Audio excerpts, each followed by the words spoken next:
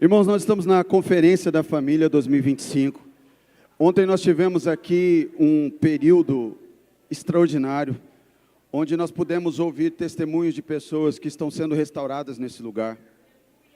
Nós vimos, sim, ouvimos o poder de Deus, como Ele tem atuado nas famílias, famílias de diversas configurações, todas elas têm sido tocadas de alguma forma, todas elas têm sido abençoadas de alguma forma, e quem esteve aqui ontem pôde ser edificado dessa forma. Quem esteve ontem aqui, diga glória a Deus.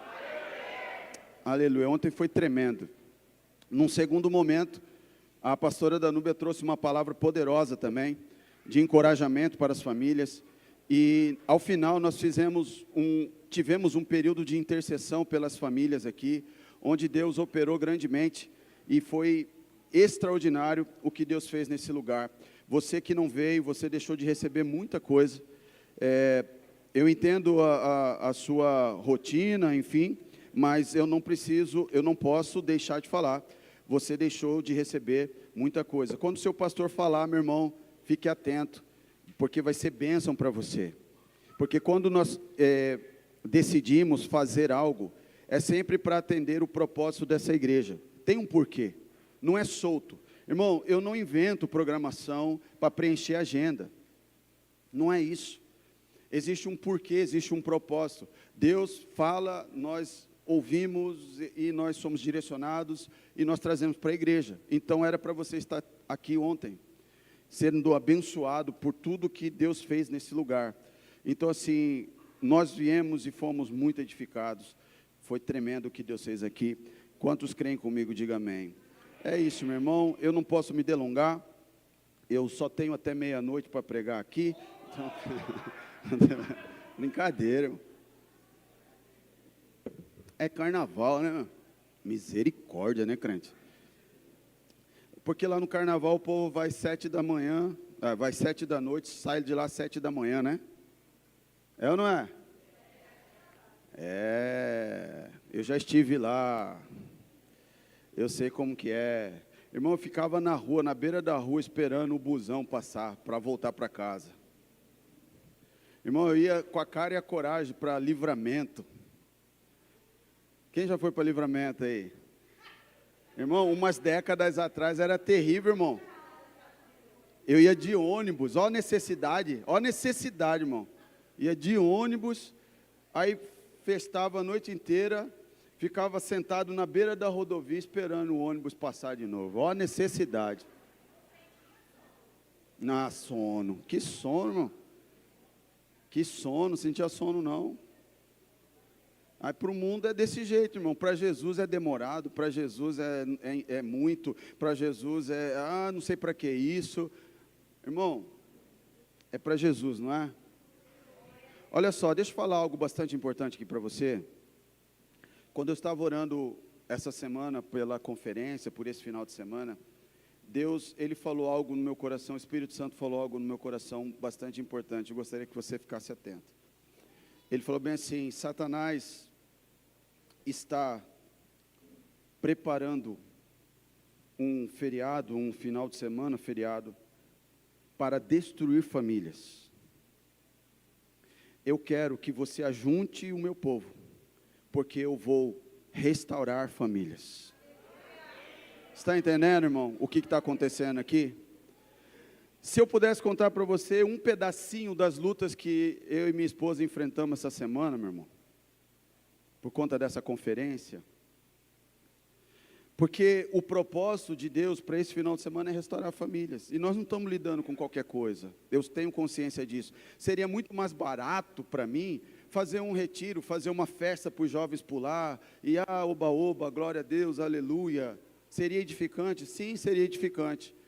Mas nós estamos mexendo no vespeiro, eu sei disso, mas deixa eu falar um negócio, para que o mundo espiritual ouça. Eu não tenho medo, se é Deus que mandou fazer, eu não tenho medo. Nós vamos falar, nós vamos fazer, nós vamos pregar, nós vamos fazer exatamente o que Ele pediu. E nós estamos aqui para isso. Meus irmãos, eu creio piamente, a obra que Ele começou, Ele vai concluir. E o tema dessa mensagem, sem delongas, é esse: Jesus restaura famílias que se tornam suas testemunhas. Amém? Apareceu para você aí na tela? Jesus restaura famílias que se tornam suas testemunhas. Diga isso para mim. Jesus restaura famílias. Não, todos juntos. Jesus restaura famílias. Não. No 3. 1, 2, 3. Você crê nisso? Você crê nisso?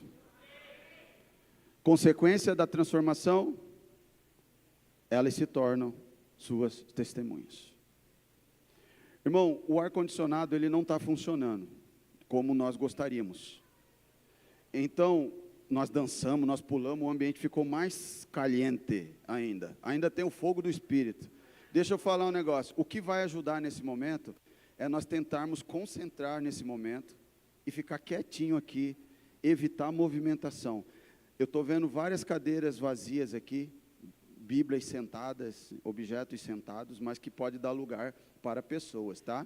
Então procure aqui na frente, ó, tem uma fileira ali, ó, sem ninguém. Então, eu vou pedir esse combinado com você, vamos fazer esse combinado, tá? Vamos nos concentrar, vamos ficar aqui, aguenta aí a sede, aguenta o banheiro um pouquinho. É claro, tem criança no ambiente, criança não segura muito, né? Mas estou falando para você que é adulto, então vai aí no seu limite aí, para receber tudo aquilo que Deus tem para a sua vida. Feche seus olhos, eu te peço, vamos orar mais uma vez. Senhor, eu quero te agradecer por esse tempo, eu quero te agradecer, porque o Senhor está nesse lugar, está fazendo maravilhas nas nossas vidas. Ó Deus, que esta palavra possa vir de encontro às necessidades e possa gerar transformação. Ó Deus, como o título dessa mensagem, Pai, nós cremos que o Senhor restaura famílias. Senhor, eu sou testemunha disso, eu tenho experimentado isso. Ó Pai, que o meu irmão, que o meu amigo que está aqui essa noite possa crer nessa palavra, que Jesus restaura famílias. Tire do nosso meio todo espírito de contenda, de confusão. Nós declaramos mentes cativas a Cristo Jesus agora. Nós declaramos que as armas da nossa milícia, elas não são carnais, mas poderosas em Deus. Sim, e elas destruirão fortalezas. Sim, elas destruirão sofisma, todo engano, tudo aquilo, toda altivez, tudo aquilo que se levantar contra o conhecimento do Senhor. Nós declaramos agora caído, nós declaramos frustrado para a honra e glória do Senhor, e o nome do Senhor será conhecido nesse lugar, pessoas serão alcançadas, famílias serão restauradas, porque essa é a vontade do Senhor para nós nessa noite. Pai, capacita-nos, ó Deus, para não atrapalharmos aquilo que o Senhor tem para fazer, em nome de Jesus, amém. Jesus restaura famílias, que se tornam suas testemunhas. Para dar base à nossa conversa, eu peço para você abrir Marcos no capítulo 5, verso 19.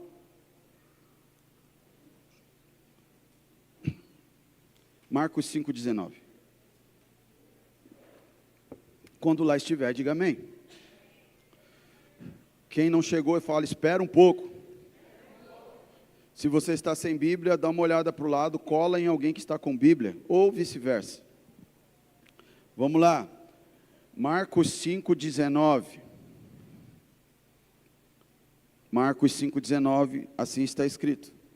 Jesus, porém, não lhe permitiu, mas ordenou-lhe, vá para a tua casa, para os teus, anuncia-lhes tudo o que o Senhor te fez, e como teve compaixão de ti. Aleluia. Vai para a tua casa, para os teus, e anuncia-lhes. É óbvio que o contexto deste versículo é a libertação de um homem que vivia ali entre os sepulcros, um homem que estava sofrendo muito, um endemoniado, que estava aprisionado, e depois de liberto, ele sentiu o desejo de seguir Jesus e continuar a viagem missionária junto com Jesus.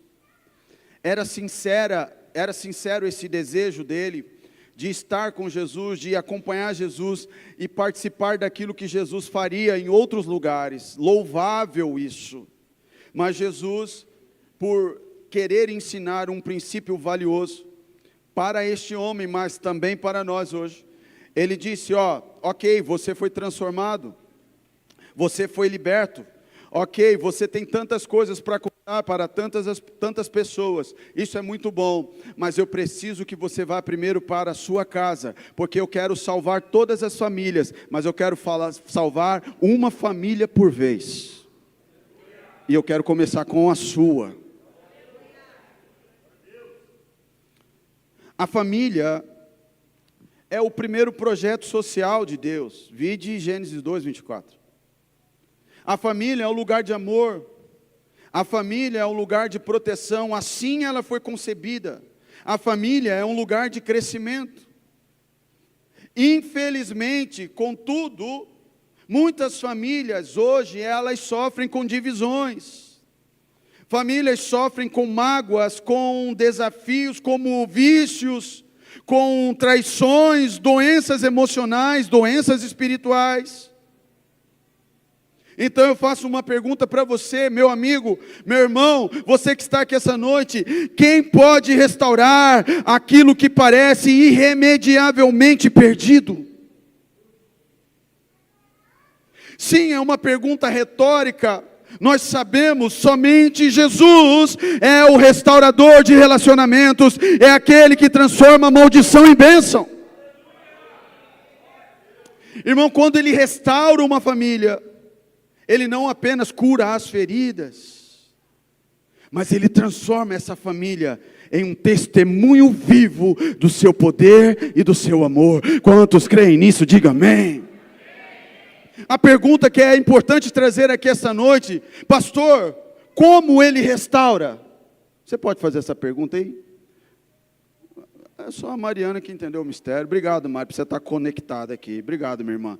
Faça essa pergunta para o pastor. Pastor, mas como que Ele restaura? Aí você incentivou eu agora um pouquinho. Agora eu vou responder para você. Eu respondo para você em primeiro lugar. Ele restaura curando relacionamentos. Como que Ele restaura uma família, pastor?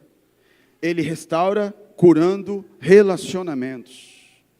Uma família, ela será readequada, ela será reajustada, ela será restaurada a partir do momento que o Senhor entra nos relacionamentos e começa a tratar. E eu não estou falando apenas do relacionamento conjugal, obviamente.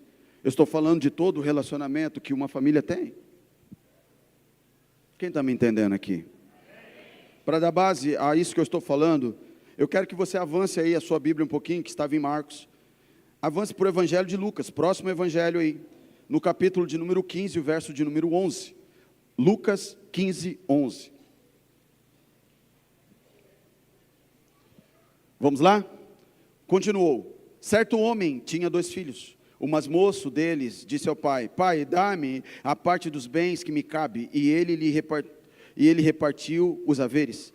Passando não muitos dias, o filho mais moço, ajuntando tudo o que era seu, partiu para uma terra distante e lá dissipou todos os seus bens, vivendo dissolutamente. Irmão, presta atenção, você vai poder ler até o verso 32, tá? Por favor, leia na sua casa, anote aí, até o verso 32, você conhece essa história. Essa parábola, ela é conhecida como a parábola do filho pródigo. Nesse contexto, o Senhor está trazendo através dessa parábola o retrato de relacionamentos familiares aqui. Ele está falando do contexto de um pai amoroso, de um filho que se arrepende, um filho mais velho que não perdoa, é um filho mais novo que deseja a morte do pai porque pediu a herança antes da hora, é um filho mais velho que tem tudo, mas não consegue enxergar as bênçãos que ele tem, e ele rejeita aquilo que ele tem para querer buscar o que era menor. Mas nós vemos sobretudo um pai amoroso, um pai cuidadoso, um pai que tem expectativas com relação aos seus filhos. É interessante que nesse contexto aqui, dessa família, que eu estou dizendo que Deus restaura uma família, curando relacionamentos, nós podemos evidenciar aqui, através do testemunho de Jesus, que há um desejo de liberdade do filho mais novo. Ele deseja o pai morto. Ele deseja o pai morto e ele sai de casa e ele começa a viver como se o pai não existisse. O filho mais novo, ao pedir herança para o pai, ele matou o pai no seu coração, para viver como bem entendesse. Irmãos, eu não quero fazer juízo de valor ou aprofundar demais nessa questão, mas um fato aqui eu posso perceber que aqui neste retrato de Lucas 15, é o retrato de uma família onde havia muitos relacionamentos estremecidos. Não era uma família harmoniosa. Se liga aqui, meu irmão, não conversa não. Se liga aqui. Mesmo que você estiver trabalhando, só converse o necessário. Fica aqui comigo. É muito importante o que eu estou trazendo para você aqui hoje.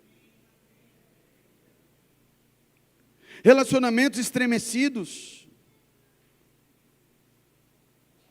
que pensando em tudo que Deus tinha feito no meu dia, e nós chegamos aqui, meu irmão, prontos para ministrar.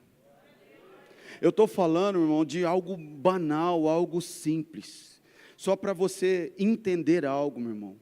A crise revela como estão os relacionamentos na sua casa.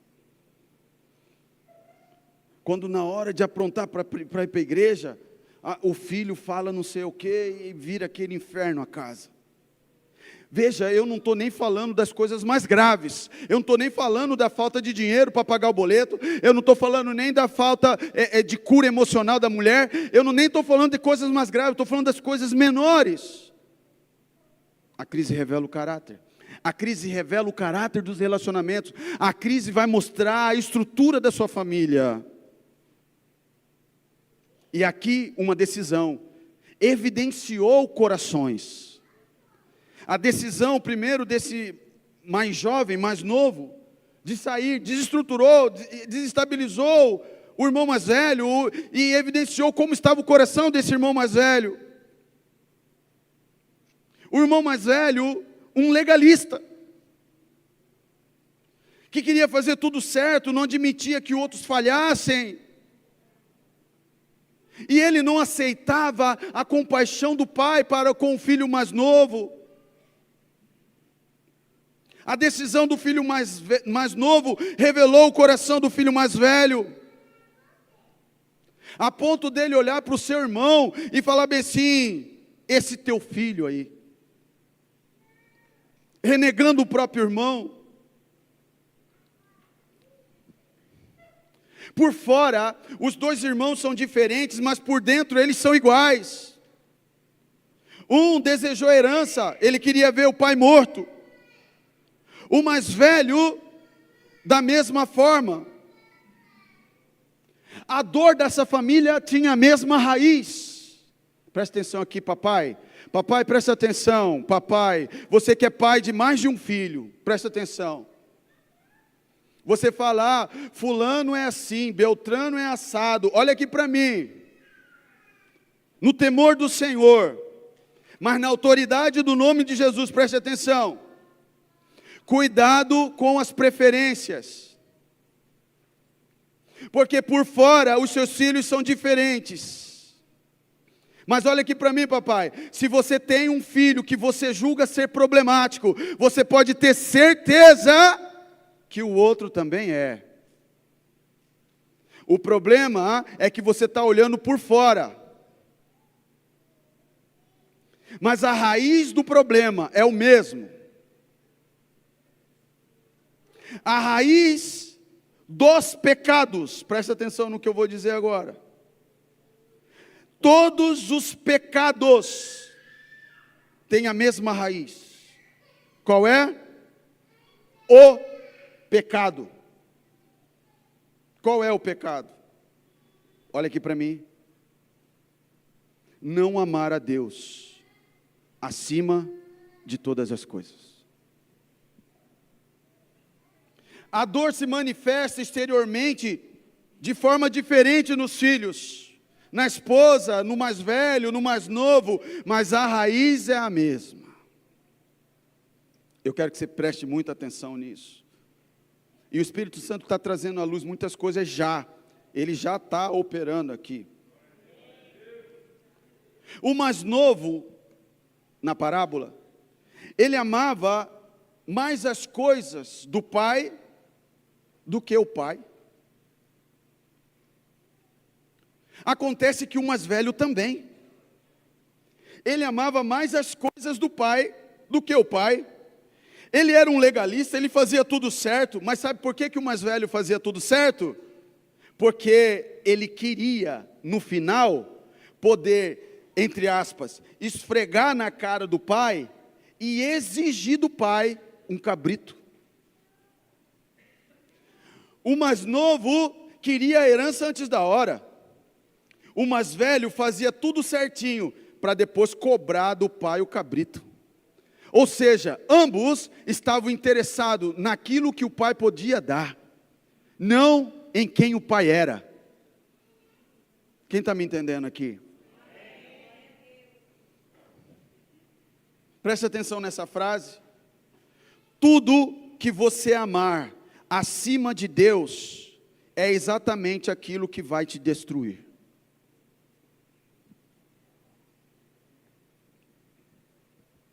Olha aqui para mim, mulher, por favor. Você vai ter uma conferência daqui uns dias, está chegando. As turbinas estão sendo aquecidas, mas eu já vou liberar essa sobre a sua vida. Não importa, mulher, quão bonita você pode estar, você ainda se acha feia. Você ainda acha que está faltando alguma coisa, esticar um negocinho. A roupa da semana passada já está batida demais. O cabelo tem que ser, olha aqui para mim, o cílio tem que ser daquele assim, nada contra, pode usar. Tem mulher que pisca, irmão, irmão, venta.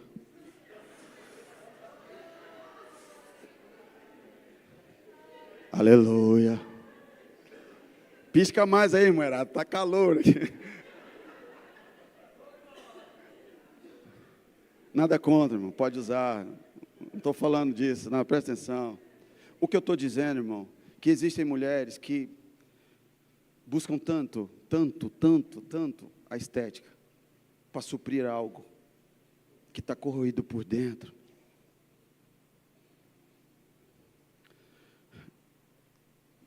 É por isso que Jesus está aqui hoje. Para dizer que você precisa amar a Deus acima de todas as coisas, para que todos os seus relacionamentos sejam curados, a começar o relacionamento consigo mesmo, mulher.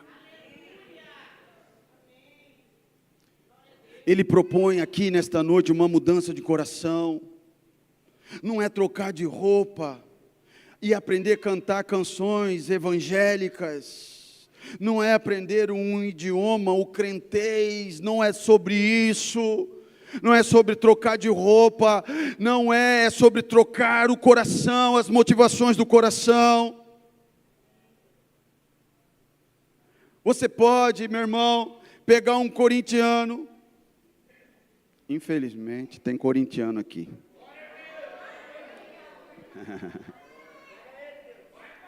É por isso que você veio aqui, irmão, buscar a libertação, eu sei. Olha aqui. Presta atenção. Irmão, é a mesma coisa de você pegar alguém que torce para um time, muito mal comparando, é só para você entender, e colocar uma camiseta de outro time, e falar para ele torcer, falar assim, a música da nossa torcida é essa, canta aí. Ele vai aprender a cantar. Então, não é porque ele está cantando, não é porque ele está com a camisa do outro time.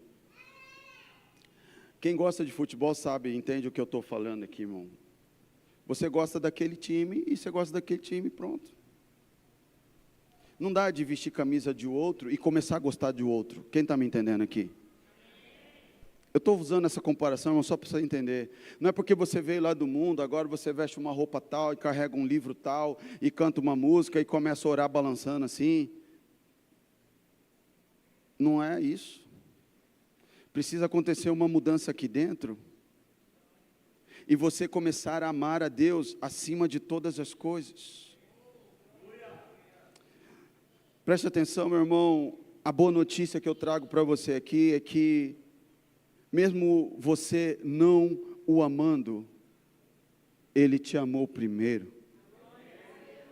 Mesmo você não querendo nada com Ele, Ele veio até o seu encontro, Ele nasceu e Ele quer te receber essa noite. Na parábola do filho pródigo, que nós mencionamos, Lucas 15, eu posso observar a expectativa do pai, porque o pai, ele, nesse texto, lá no verso,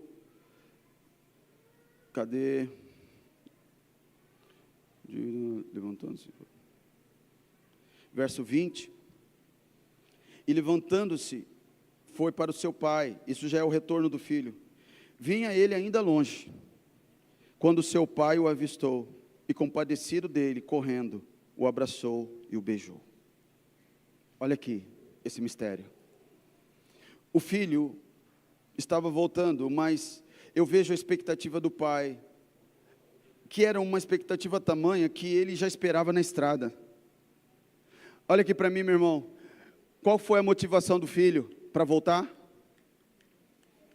Quando ele estava desejando comer as alfarrobas dos porcos, ele parou, caiu em si e falou bem assim: os servos do meu pai, eles têm pelo menos pão para comer. Olha aqui para mim, meu irmão, por que que o filho mais novo quis voltar? Porque ele queria o pão, ele não queria o pai. Olha aqui, eu sei que você veio hoje aqui porque você queria uma cura. Você veio aqui essa noite porque você quer que Deus abra uma porta de emprego para você. Você veio aqui essa noite porque quer que Deus cure o seu casamento. Eu sei que você veio aqui essa noite porque você tem interesse numa bênção que Deus prometeu para você e ainda não se manifestou. Olha aqui para mim, por favor. Eu sei que você veio aqui atrás das coisas que Deus pode te dar. Eu preciso falar isso para você, meu irmão, em nome de Jesus. Você veio atrás de um milagre para sua casa, você veio atrás da cura do seu casamento, ei, você veio clamar pela conversão do seu filho. Não importa, o que importa é que Ele está te esperando e Ele quer salvar você, Ele quer salvar a sua casa. O Pai quer você, o Pai está atrás de você.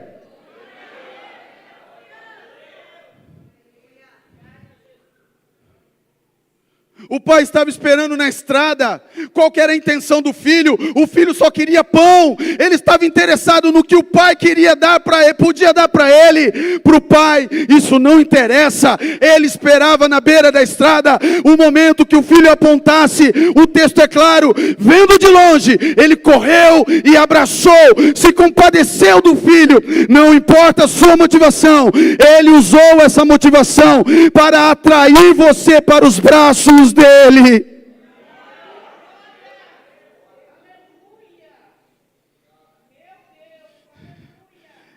Ele abraça o filho fedido, manda trazer roupa nova. Isso é evangelho. Eu estou apresentando para você o evangelho, a boa notícia, a boa nova. Meu irmão, é essa, que mesmo estando mortos em delitos e pecados, Ele te amou, Ele está aqui para te resgatar. Ei, Ele resgata todos que voltam-se para Ele.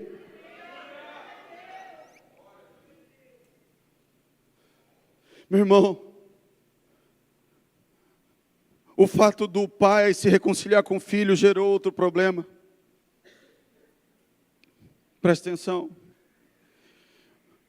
O mais velho, vendo tudo isso, ficou chocado. Por quê, pastor? Quando o filho mais novo pediu a herança, o que o pai fez? Deu a parte. Olha aqui para mim. A parte que existia agora, em tese, seria de quem? Seria de quem a parte que ficou? Do mais velho. O pai pegou os bens que ele tinha, deu a parte do mais novo. O que o pai tinha agora? Em tese, era do mais velho. O bonitão chegou, todo arrependido. O pai abraça, manda trocar roupa, sandália, anel no dedo. Novilho cevado, churrasco. O filho mais velho começa a fazer conta. Peraí, o bonito pegou a parte dele, torrou. Agora o que ele vai consumir é a parte de quem? Quem que está pagando essa festa aí? Quem que pagou a festa para a recepção do filho mais novo? Não. Com o dinheiro de quem? Que por direito era do mais velho. Indiretamente, quem pagou a conta? O filho.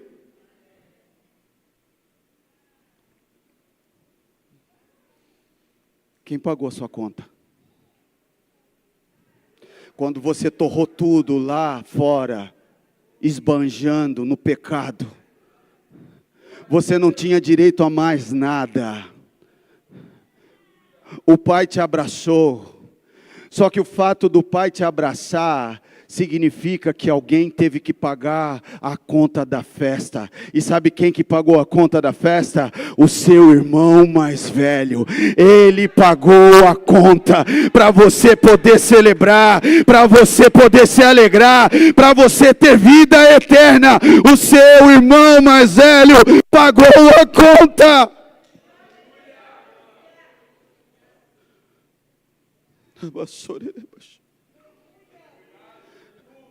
Preste atenção nessa frase. Jesus, diferente do mais velho da parábola, ele não está com raiva de você. Ele pagou o preço para ter a sua família restaurada essa noite.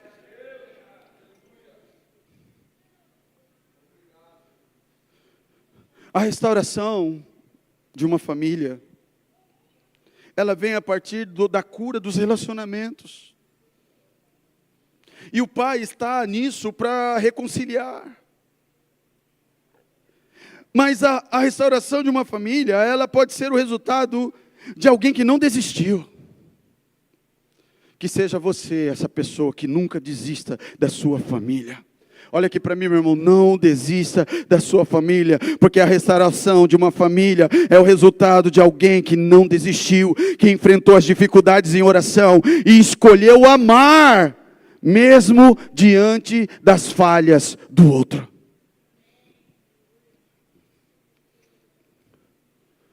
Senhor. O filho mais novo exigiu herança, abandonou o lar, quebrou o coração do pai. Exalou com essa sua atitude rebelião, orgulho, desprezo pela autoridade familiar. Qual foi o resultado disso? Solidão, fracasso, fome. Consequências de decisões erradas. Cuidado com as suas decisões. Você sabe bem disso, morada. Decisões decidem destinos. Essa parábola revela o caráter de Deus Pai. Um pai disposto a perdoar. Um pai disposto a restaurar. Quando o filho cai em si, decidiu voltar arrependido. O pai recebeu com amor, restaurando não apenas a posição de filho, mas também a dignidade dele. Olha aqui para mim, não importa quão distante um membro da família esteja longe do pai. Não importa a distância. Jesus hoje pode tocá-lo e trazê-lo de volta. Eu te pergunto, há alguém na sua família que precisa voltar para o pai? Eu estendo essa pergunta. Você está disposto a perdoar e restaurar relacionamentos na sua casa, para que a sua família seja restaurada?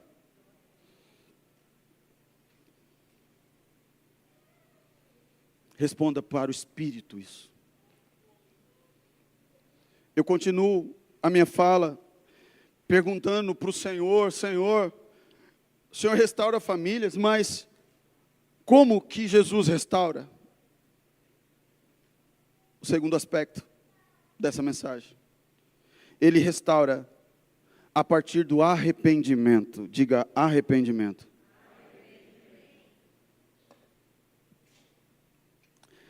Lucas, capítulo 19.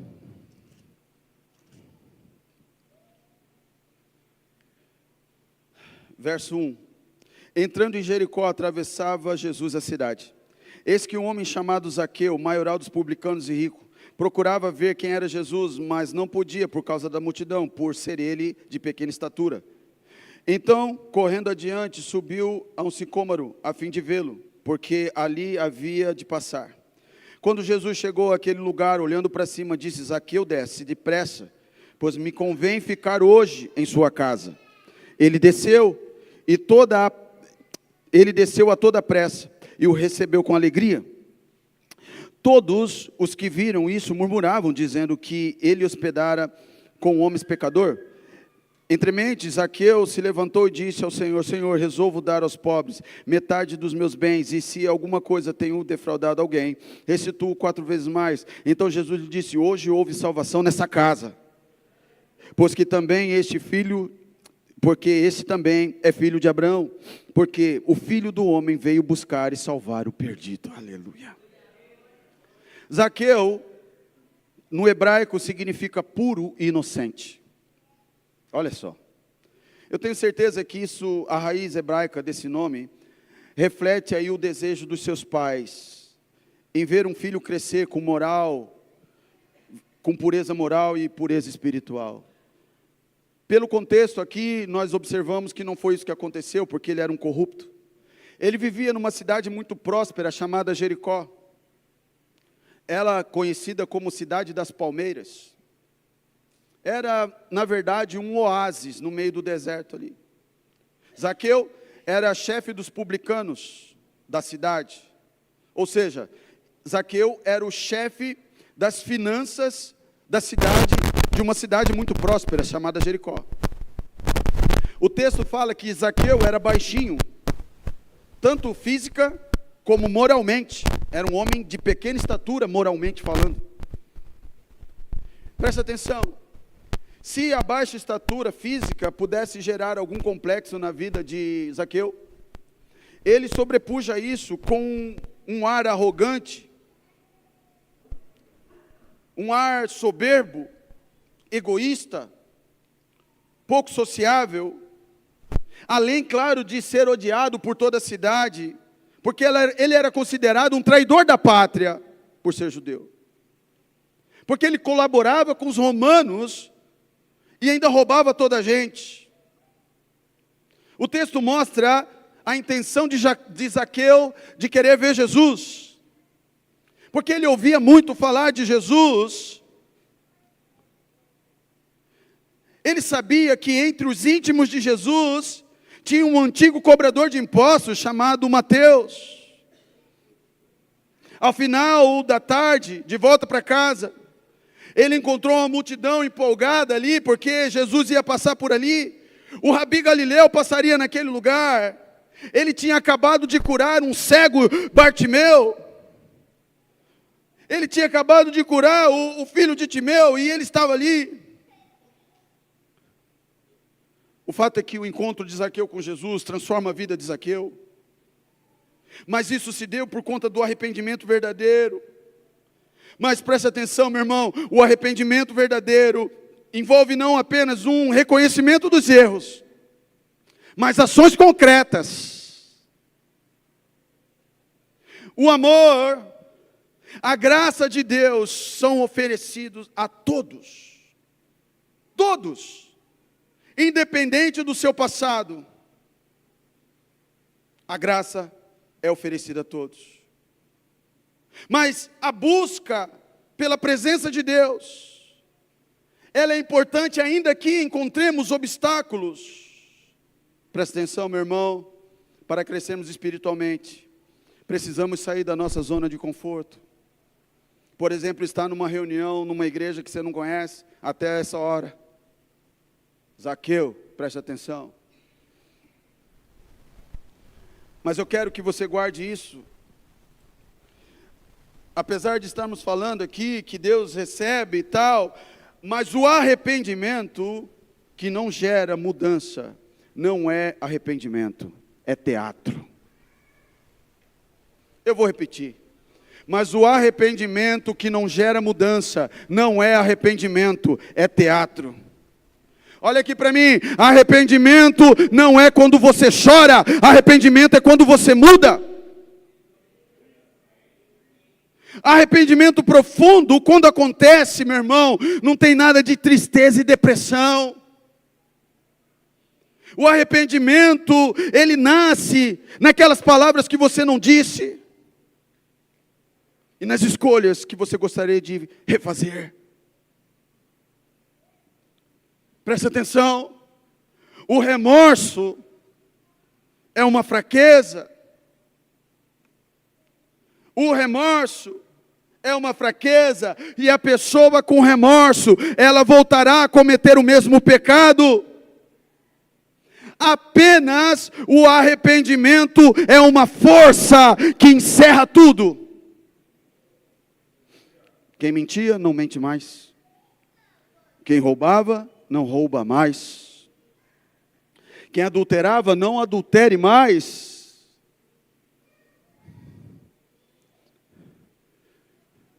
O arrependimento sincero. Preste atenção. Mas o arrependimento, ele se torna ineficaz quando existem reincidências consecutivas. Mas preste atenção, igreja. Um homem e uma mulher de caráter nobre, ele tem vergonha de não se arrepender. Um homem e uma mulher de caráter nobre tem vergonha de não se arrepender. Eu não estou falando de remorso. Remorso do mal que nós cometemos. Não é remorso daquilo que eu fiz, daquilo que eu causei. Mas é um temor daquilo que pode nos acontecer. Zaqueu, um homem corrupto. Pecador que já tinha ouvido falar de Jesus. Tinha ouvido falar de Jesus, mas não conhecia Jesus. Zaqueu era um homem rico, ele não precisava de Jesus para lhe dar riquezas. Olha, presta atenção, tem muita gente que vem para Jesus porque não tem pão, porque não tem como pagar a conta, ele está tão combalido, tão cansado, ele vai para Jesus. Meu irmão, você sabia que na lista, presta atenção, um pouquinho de missiologia.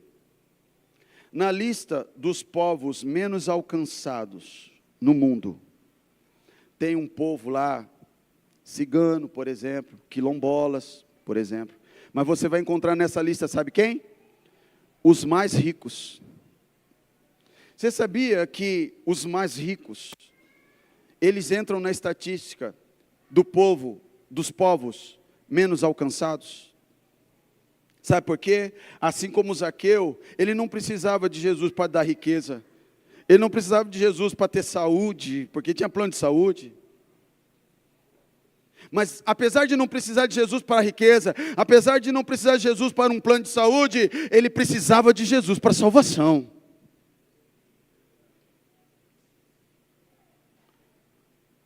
Provavelmente a família de Zaqueu vivia isolada, sem respeito da comunidade. Mas Jesus olhou para Zaqueu com compaixão. Jesus quebrou as barreiras sociais, visitou a sua casa, trouxe salvação, verso 9, aleluia! Agora transformado, Zaqueu decidiu reparar o mal feito. Olha aqui para mim, você precisa evidenciar frutos de arrependimento na sua vida. Senão não foi no evangelho que você creu. Você creu em alguma coisa, numa religião, você creu em alguma coisa. Esse papo de venha como está e permaneça como está, foi preparada essa frase, foi preparado no caldeirão do inferno. Se tivesse um versículo, seria, ou uma frase como essa, assinado Satanás. Venha como está, fica aí como você está. Não precisa de mudança. Olha aqui para mim, o arrependimento gera mudança. O Evangelho promove mudança. Aleluia. Quando Jesus visita um lar, a transformação, ela não é parcial, a transformação, ela é completa. Meu irmão, é casamento, é filho, é relacionamento de pai com filho, é relacionamento de filho com pai, é relacionamento entre irmãos. Ei, quando Jesus entra para fazer a obra dele não é pela metade. Ei, Jesus não é como essas empreiteiras que nós conhecemos, não, meu irmão. Quando ele começa uma obra, ele termina. Não se contente, está aqui meu filho já aqui comigo, tá bom, meu marido é um bom pai. Ei, não se conforme, Jesus quando começa a fazer uma obra, ele vai terminar.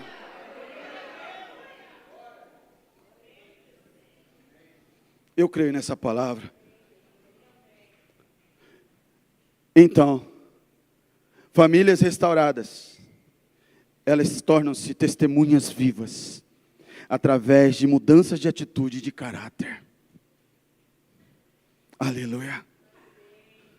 Eu te pergunto, meu irmão, sua casa reflete a presença de Jesus? Quando as pessoas visitam você, falam assim, nossa, Jesus estava nesse lugar. Quando alguém visita a sua casa, fala assim, nossa, que presença, como é bom estar aqui. Ou quando alguém vai na sua casa, é briga, confusão, e grita com o cachorro, e grita com o filho correndo no meio, aquela confusão, e panela caindo, eita! Confusão. Ou a paz reina. Olha aqui para mim, as mudanças na sua família, elas são visíveis para os outros. Zaqueu experimentou isso. Porque o verso de número 6 diz que ele recebeu Jesus com alegria. O texto diz que ele respondeu imediatamente. Diga isso, imediatamente.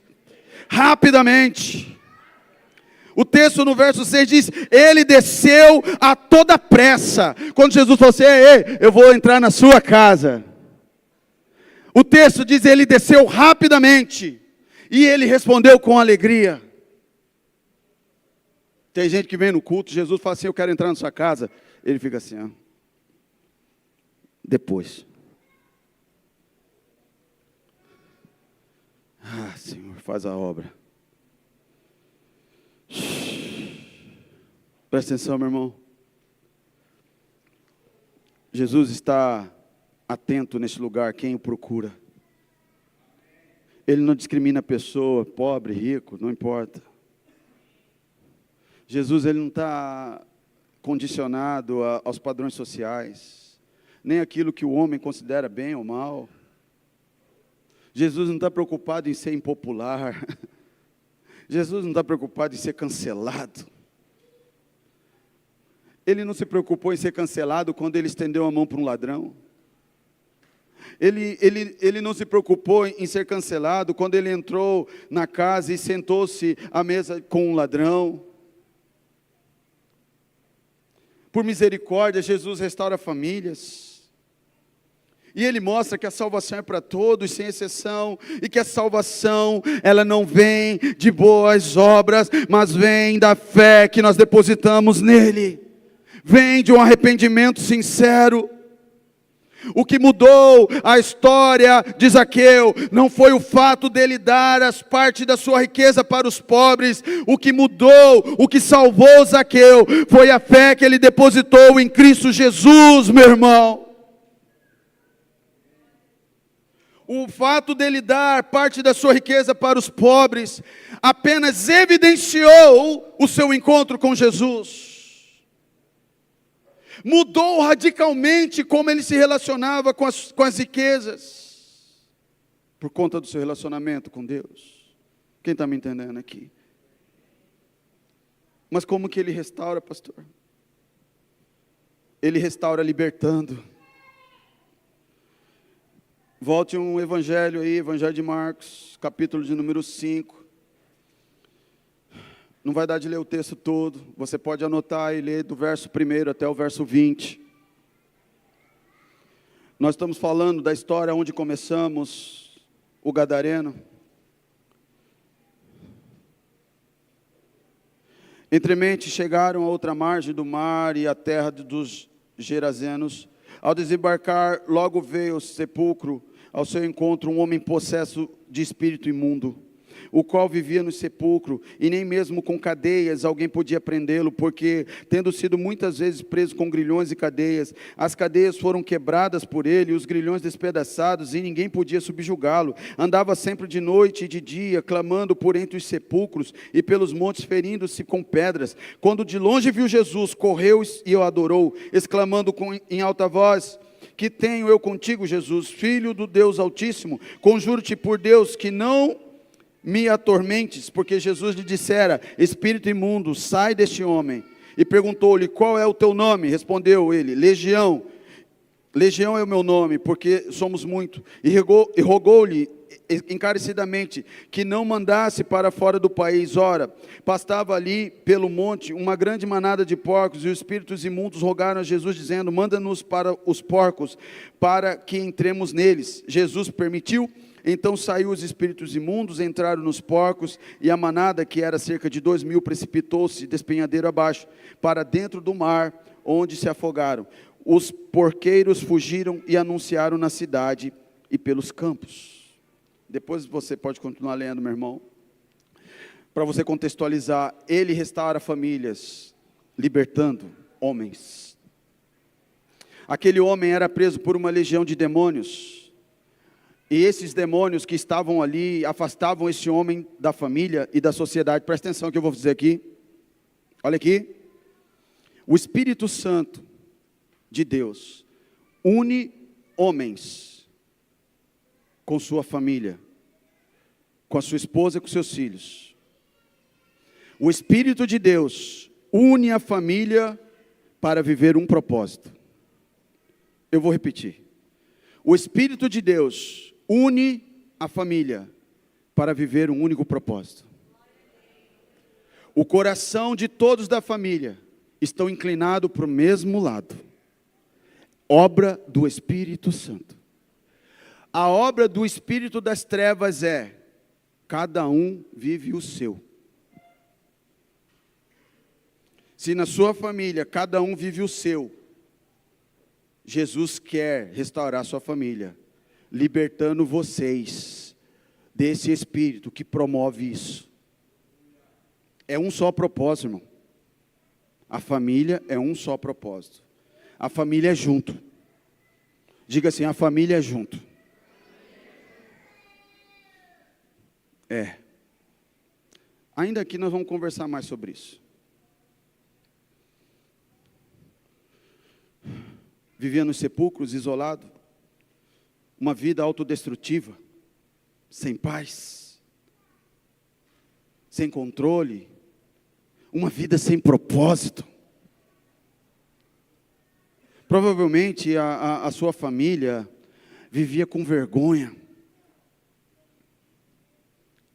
dor, impotência.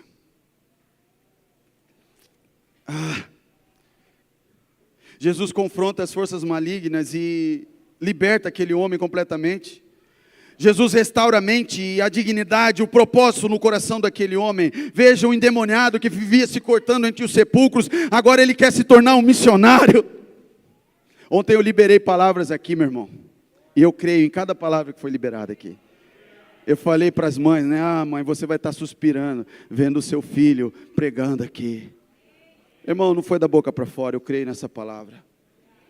Você vai estar lá embaixo, ó, postando no Instagram assim, ó. Hoje ouvindo meu filho, coraçãozinho subindo assim. Eu vou curtir essa postagem um dia, irmão. Tem algumas irmãs que creram. Eu creio com você, minhas irmãs. Em nome de Jesus.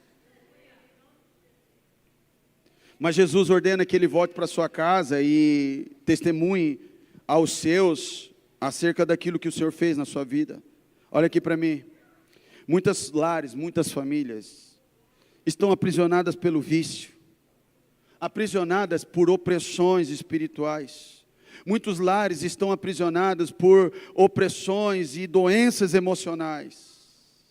Eu preciso dizer para você que Jesus ainda é poderoso para libertar e restaurar sua casa totalmente. Eu ouvi recentemente nesse lugar aqui o testemunho do irmão Wagner, esposo da Elane. Ele não aprofundou no testemunho, mas ele só disse assim: irmão, você não sabe o que é conviver com alguém viciado. Foi isso? Um viciado em casa. E o irmão Wagner, depois ele pode contar esse testemunho para vocês. Ele teve essa experiência. Ele sabe o que é ter uma vida, um familiar aprisionado. Se não é no vício, são nas emoções deterioradas, são nas opressões. Toda a família sente, toda a família fica mal. Eu te pergunto, o que precisa ser libertado na sua família? Eu te pergunto ainda essa noite, você crê realmente que Jesus tem poder para quebrar todas essas correntes? Embora a Bíblia não mencione, meu irmão, claramente, diretamente, abertamente, apesar de não estar claro no texto, o fato de Jesus ter ordenado que ele voltasse para casa, sugere que ele tinha familiares, e muito provavelmente a sua libertação impactou profundamente os seus entes queridos, a sua parentela, os seus irmãos, mãe, pai, restaurou laços, trazendo cura emocional, espiritual para o seu lar. É isso que Jesus quer fazer essa noite. Ele quer devolver você para a sua casa, bonito, pronto, curado, para que haja unidade na sua casa.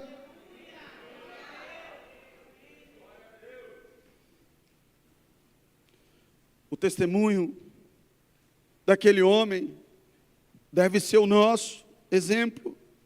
Começa em casa, então se expande para a comunidade. Diga assim: uma família por vez. Essa é a visão dessa igreja. Alcançar todas as famílias para Jesus. Uma família por vez. Pastor, como que eu começo? Você começa alcançando a sua. Amém? Uma família restaurada, ela inspira outras famílias a buscarem o mesmo Deus. Você olha para uma família restaurada, você conversa com ele aqui, o que aconteceu na sua casa? Ontem nós vimos aqui a família do irmão Edivaldir, ele contando, a Nádia contando, a Yasmin contando, o que Jesus fez quando ele entrou, ele curou, ele arrancou a amargura, ele tratou, ele revigorou. Pessoa fala assim: Valdir, eu não sabia que a sua vida era assim. Aí Valdir falou assim: é Jesus que entrou na minha vida, ele me libertou do vício, ele me libertou da violência, agora minha casa tem harmonia. É só Jesus que faz isso, meu irmão. Jesus muda histórias para mudar outras histórias.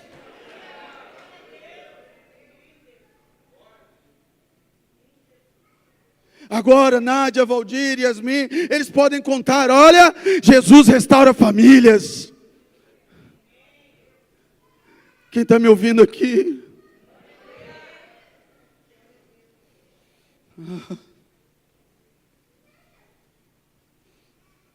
Testemunhe aos seus vizinhos que Jesus transforma famílias. Testemunhe aos seus amigos que Ele restaura famílias. Testemunhe aos seus parentes o que Jesus fez na sua casa. Se envolva no ministério. Ajudem outras famílias. Irmãos, Deus é especialista nisso. Eu sou testemunha vivo. Eu sou fruto de um lar deteriorado, de um lar destruído. Meu pai saiu de casa, eu tinha 2 anos de idade, 3 anos, sei lá. Minhas irmãs também, 3, 4, 5 anos de idade. Danúbia cresceu sem pai. Foi conhecer o pai na adolescência, mas teve que enfrentar a dura notícia do assassinato do pai, depois de recentemente ter conhecido. Ela não pôde desfrutar da convivência com o pai.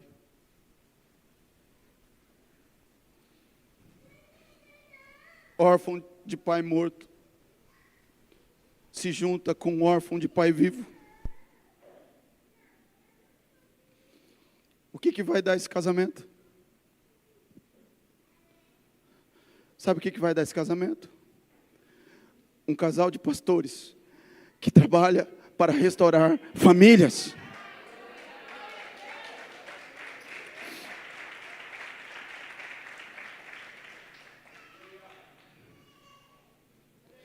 Quando uma família é restaurada, ela se torna um canal de bênção para outras famílias.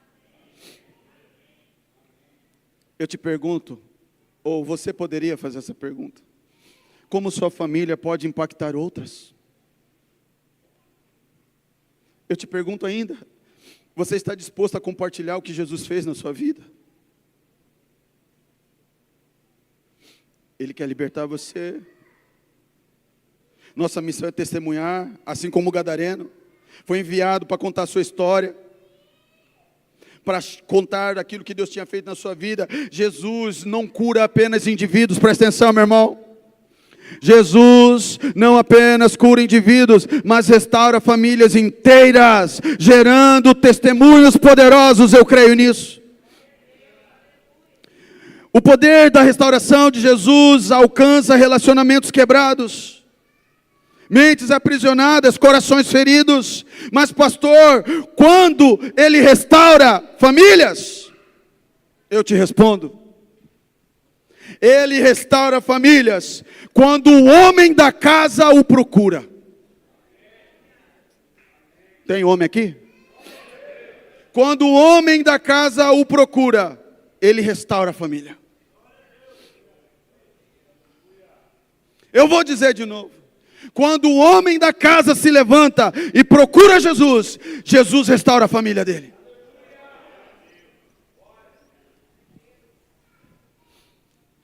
Marcos 5, verso 21 em diante. Você vai ler até o verso 43, irmão. Eu já dei um monte de tarefa de casa para você, tá? Eu vou cobrar, viu? Tarefinha de casa. Leia todos esses versículos. Marcos 5, 21. Tendo Jesus voltado para o barco, para o outro lado, afluiu para ele grande multidão, e ele estava junto ao mar. Eis que se chegou a ele um dos principais da sinagoga, chamado Jairo, e vendo, prostrou-se a seus pés. Instintivamente lhe suplicou: minha filhinha está à morte. Vem, impõe as mãos sobre ela, para que seja salva e viverá. Jesus foi com ele. Um religioso, chefe da sinagoga, buscou desesperadamente a ajuda de Jesus para salvar sua filha, que estava à beira da morte. A morte tinha chegado naquela casa, presta atenção. A morte chegou na sua casa já? Está matando o casamento? Está matando os relacionamentos entre irmãos? Está matando o relacionamento entre pais e filhos? Presta atenção aqui. Jairo estava com a morte dentro de casa. Presta atenção, meu irmão. Ele busca Jesus. Esse relato não mostra apenas o poder de Jesus sobre a morte, mas também revela o impacto da fé na salvação de uma família. Por isso que eu falei, quando um homem procura Jesus, ele restaura a sua família. E aqui eu posso ver nesse quadro o clamor de um pai desesperado. Minha filha está morrendo. Acontece, se você continua lendo ali, a partir do verso 25 ali, Jesus foi com ele, ok, Jesus falou: vamos lá, salvar sua filha. No caminho muitas coisas acontecem, uma multidão aglomera com Jesus, uma mulher vem rastejando, toca na hora das vestes de Jesus, Jesus para todo mundo, fala: alguém me tocou. Todo mundo, os discípulos falam: Jesus, mestre, todo mundo te aperta, o Senhor pergunta quem te tocou. Jesus falou assim: alguém me tocou, porque eu vi que saiu o poder de mim. Uma mulher no chão, Jesus olha, fala assim: ei, mulher, a tua fé te salvou, seja curada. 12 anos de fluxo de sangue, agora você está liberta. E nisso lá já era: meu Deus, minha filha está morrendo, Jesus. Larga essa mulher com fluxo de sangue, depois você volta aí, Jesus. Vamos logo lá, Jesus. Eu preciso da minha bênção hoje. Se o Senhor não entrar hoje, meu casamento vai acabar, Jesus. Por que o Senhor está demorando? Jesus, eu cheguei primeiro. Eu estou clamando há muito tempo. Eu estou indo no monte. Eu estou jejuando. Jesus, vai lá em casa agora. Parece que o Senhor demora. Eu preciso do socorro hoje. Se o Senhor não entrar com providência hoje, domingo, segunda não tem família, Jesus. Jairo vai lá, Jesus, a morte está lá em casa. Jesus falou, bora, só que não agora. Meu Deus.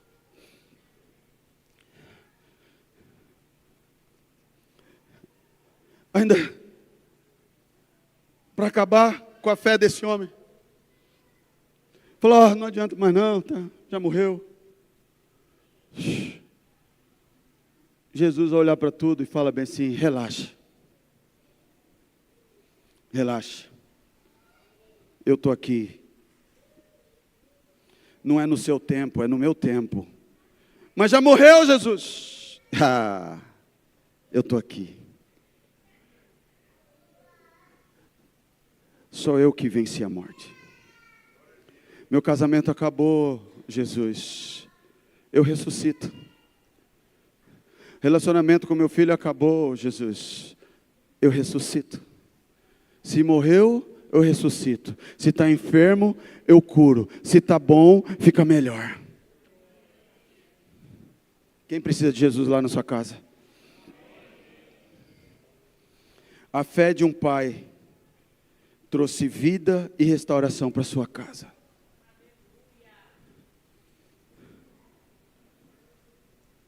A fé desse pai não curou apenas a menina, mas foi a porta de entrada para a salvação de sua casa.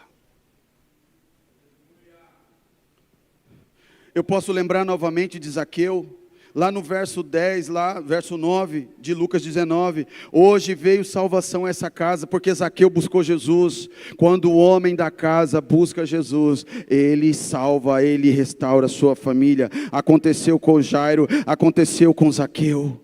A transformação de um homem trouxe salvação para toda a sua família. Eu poderia lembrar você, meu irmão, do servo do centurião. Um centurião romano procurou Jesus para pedir a cura do servo.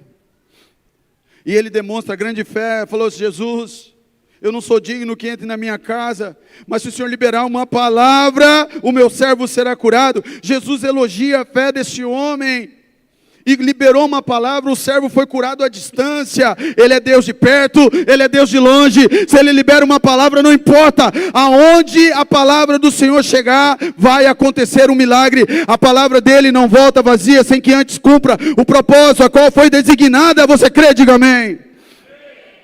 Aleluia. Esse milagre impactou tanto aquela casa, que levou muitos à salvação. Eu repito aqui, meu irmão, a fé de um líder trouxe a bênção de Deus para a sua casa. Eu posso lembrar ainda de Atos dos Apóstolos, capítulo 16, o carcereiro de Filipos. Paulo e Silas estavam presos, começaram a orar, a louvar a Deus. De repente um terremoto abala o lugar, abriu as portas da prisão. O carcereiro, desesperado, pensou que tinha acontecido algo, que os prisioneiros tinham fugido, pensou em tirar a própria vida. Paulo bradou, ei, não faça-te mal algum, nós ainda estamos aqui, calma, cara. O carcereiro tremeu na base, e ele olha para Paulo e Silas e fala assim, Senhor, o que eu preciso fazer para ser salvo?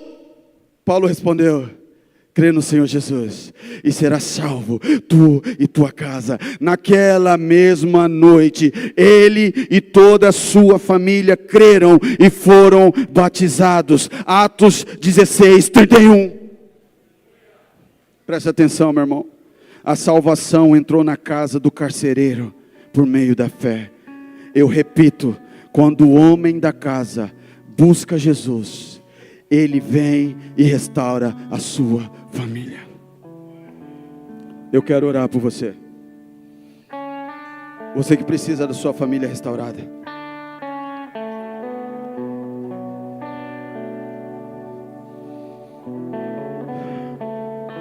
Preste atenção, não se movimente, exceto se for muito necessário. Jesus atende ao clamor daqueles que têm fé. Mesmo quando a situação parece impossível. Não devemos temer, mas devemos crer. Jesus nos ensina a permanecermos firmes, mesmo diante das más notícias, porque o poder de Cristo traz vida e traz restauração.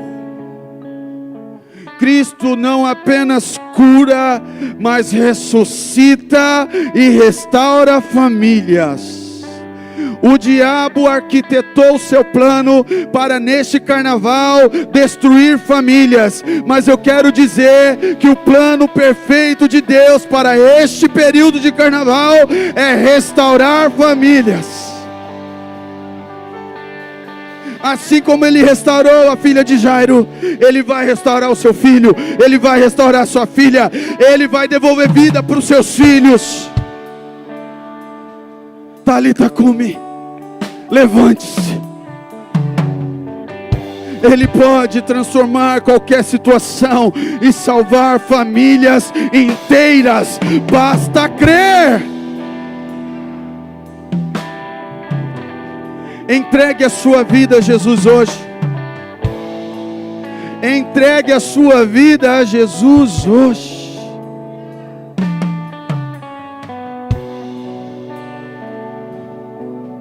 Entregue a sua família a Jesus hoje.